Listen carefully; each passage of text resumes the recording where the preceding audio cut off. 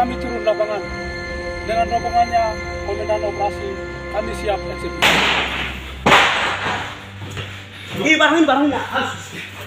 Eli, barbo perintah Eli tembak itu. Tembak kena itu. Kena tuh. Kabar beredar bahwa OPM mengancam akan membakar sekolah-sekolah terlibat dalam pelaksanaan program makan bergizi gratis. Mereka menganggap program ini sebagai bagian dari strategi pemerintah untuk meracuni generasi muda Papua. Ancaman ini bukan tanpa dukungan. Di berbagai wilayah Papua, penolakan terhadap program tersebut muncul yang diduga digerakkan secara sistematis oleh OPM melalui propaganda dan tekanan terhadap masyarakat. Aksi intimidasi disebut-sebut digunakan untuk mencegah anak-anak Papua mendapat gizi yang layak. Pemerintah menilai informasi yang disebar oleh OPM menyesatkan dan dipengaruhi kepentingan politik, meskipun tujuan utama program ini adalah untuk membantu masyarakat Papua. Salah satu jenderal mereka dalam sebuah pernyataan terbuka yang mengundang perhatian luas melontarkan kritik pedas terhadap Presiden Prabowo Subianto.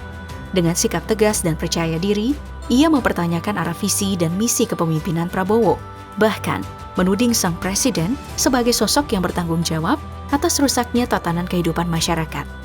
Pernyataan ini bukan sekadar kritik. Ia terdengar seperti ancaman terselubung, sebuah isyarat provokatif yang bisa saja mendorong Presiden Prabowo mengambil langkah militer ekstrim terhadap OPM hingga ke fase paling menentukan dari konflik ini. Pidato ini disampaikan oleh Jenderal Lekagak Telenggen, Komandan Operasi Umum TPNPB. Dalam pernyataan yang penuh nada konfrontatif, ia berulang kali melayangkan kritik tajam terhadap pemerintahan Presiden Prabowo. Ia menyebut bahwa arah visi dan misi Prabowo bukan hanya keliru, tetapi juga membawa ancaman langsung terhadap keselamatan warga sipil. Lebih dari itu, Telenggen menuduh Presiden yang baru resmi menjabat sejak 20 Oktober 2024 telah merusak sendi-sendi kehidupan masyarakat, bahkan sampai pada titik menghancurkan institusi keagamaan seperti gereja.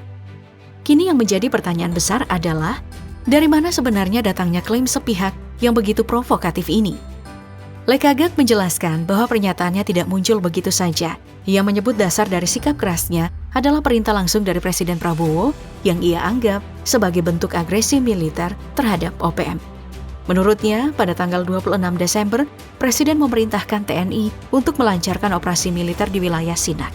Dalam operasi tersebut, sekitar 400 personil TNI dikerahkan. Sebuah langkah yang, menurut Lekagak, membawa dampak besar bagi kelompoknya, baik secara strategis maupun psikologis. Dalam kesempatan terpisah, Lekagak kembali menyampaikan pesannya kepada para anggotanya yang tersebar di 36 komando daerah pertahanan, di Sorong Barat hingga Merauke di ujung timur Papua. Dalam arahannya, ia menuding bahwa pemerintahan Presiden Prabowo telah mengerahkan ribuan pasukan ke berbagai wilayah di Papua. Menurut Lekagak, kehadiran militer dalam skala sebesar itu bukan sekadar upaya menjaga stabilitas keamanan, melainkan bagian dari strategi sistematis untuk menghabisi warga Papua. Tidak berhenti di situ, ia juga menyoroti pengesahan rancangan Undang-Undang TNI yang belum lama ini disetujui DPR. Bagi Lekagak, undang-undang tersebut bukan hanya sebuah kebijakan hukum biasa, melainkan bentuk legitimasi negara terhadap penggunaan kekuatan militer yang agresif. Bahkan menurutnya, diarahkan secara langsung kepada masyarakat sipil. Jenderal Lekagak menegaskan kepada pasukannya untuk tidak mundur sedikit pun dari garis depan. Ia meminta mereka bertahan di medan tempur sampai kemerdekaan Papua. Menurut versi mereka, benar-benar tercapai. Baginya, kehadiran Indonesia di Papua tidak sah, baik secara moral maupun politik. Karena itu perjuangan bersenjata dianggap sebagai upaya sah mengusir penjajah dari tanah leluhur. Pernyataan seperti ini jelas berpotensi memicu reaksi keras dari Presiden Prabowo yang kemungkinan besar akan merespon dengan langkah militer yang lebih tegas terhadap OPM. Fakta di lapangan menunjukkan peningkatan signifikan kehadiran militer Indonesia di Papua.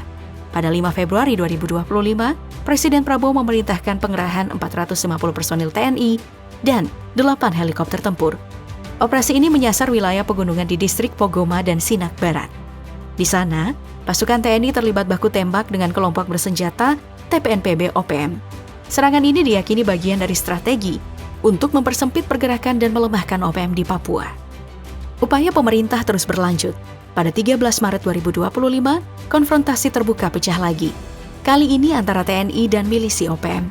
Sebuah rekaman yang menunjukkan helikopter militer yang membawa pasukan dari Timika ke Sinak diserang tembakan. Meskipun helikopter rusak, untungnya tidak jatuh. Di luar medan perang, perlawanan OPM juga mengalir lewat kritik retorika.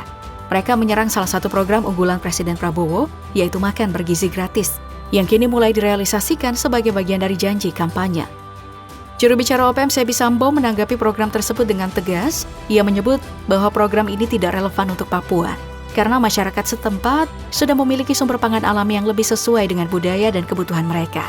Seperti ikan, ulat sagu, dan daging babi, semuanya kaya akan protein, lemak, dan mineral.